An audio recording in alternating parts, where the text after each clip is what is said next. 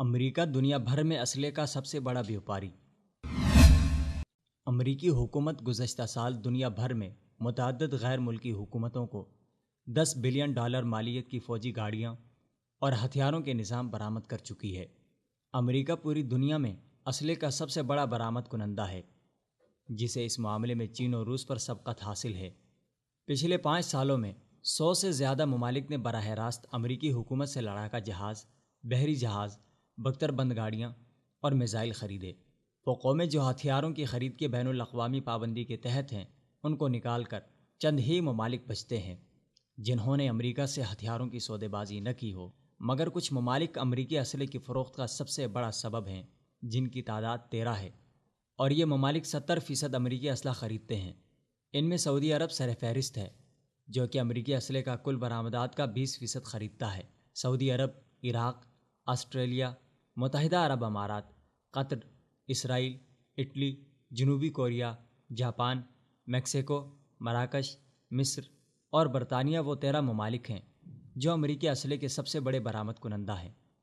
امریکہ ہتھیاروں کی تجارت کو سیاسی اسٹریٹجک تعلقات سمجھتا ہے، اور وہ نیٹو میں شامل تمام ممالک کے ساتھ اسلحے کی تجارت کو اولویت دیتا ہے، جبکہ برطانیہ، جاپان، آسٹریلیا اور اسرائیل کو امریکہ اپنے قابل بھروسہ شراکت دار سمجھتا ہے۔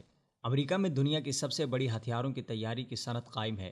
دنیا میں اعلیٰ ترین ہتھیاروں کی تیاری اور دفاعی آمدنی میں اضافہ کرنے والی 5 بڑی کمپنیوں میں سے 4 امریکیوں کی ہیں، جن کا نام لاک ہیڈ، جنرل ڈائنامکس، ریتھیان اور بوئنگ ہیں۔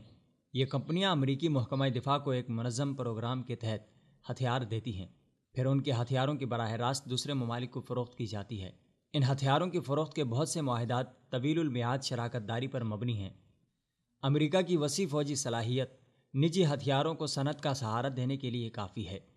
وہ تمام ممالک جو اپنے ملک میں ہتھیاروں کی صنعت رکھتے ہیں، مقامی کمپنیوں کی بجائے غیر ملکی شراکت داری پر ہی انحصار کرتے ہیں۔ وہ ممالک جہاں ملکی اسلحے کی پیداواری صلاحیت ناکافی ہوتی ہے، ان کے لیے امریکہ سے اسلحہ خریدنا مجبوری بن جاتی ہے، جیسے سعودی عرب اور عراق وغیرہ۔ امریکی اسلحے کے گاہک ممالک کی ایک بڑی تعداد اپنے ملک میں یا تو کسی خانہ جنگی سے نبرد آزما ہیں، یا وہ ایسے خطے میں واقع ہیں جہاں فوجی مزاحمت ناگزیر ہوتی ہے، جیسے مشرق وسطیٰ یا شمالی افریقہ۔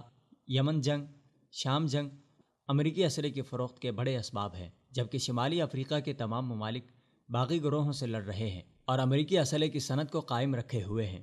مشرقی ایشیا میں چین نے اپنی بڑھتی فوجی مہمات اور جنوبی چین میں واقع سمندر میں اپنے توسیعی ارادوں سے ہمسایہ ممالک کو مشکل میں ڈال دیا ہے۔ شمالی کوریا سے اپنے کشیدہ تعلقات کی وجہ سے جنوبی کوریا امریکی ہتھیاروں کا بڑا درآمد کنندہ ہے۔ ادھر میکسیکو میں پچھلے عشرے میں امریکی اسلحے کی درآمد 3 گنا بڑھ چکی ہے، کیونکہ میکسیکو کی حکومت اپنی ریاست میں موجود منشیات مافیا سے حالت جنگ میں ہے اور امریکی اسلحے کی صنعت کو پھلنے پھولنے میں بڑی مدد دے رہی ہے۔ یہ ہے حقیقت اس امریکہ کی جو پوری دنیا کے سامنے اپنے آپ کو امن و آشتی کا علمبردار سمجھتا ہے، لیکن در حقیقت دنیا کے تمام خطوں میں خانہ جنگی کی صورتحال پیدا کر کے اپنے اسلحے کے کاروبار کو وسعت دے رہا ہے۔